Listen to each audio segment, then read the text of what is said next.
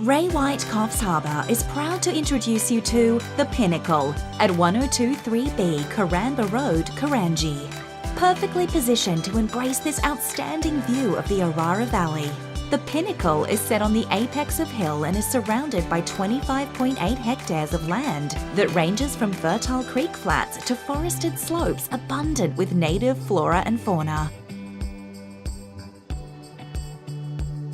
At first, you're welcomed by a spectacular antique wrought iron water fountain, a taste of the joys that awaits.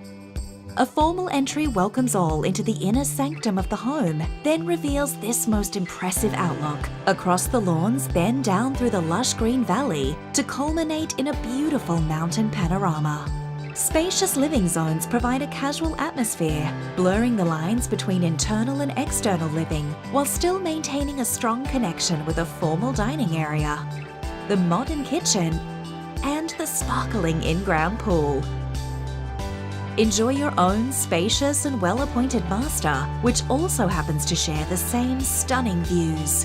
An additional second main bedroom with ensuite bathroom provides multiple options for extended families, B&B, or teenagers. A second separate living space is also conveniently connected with the covered patio and pool.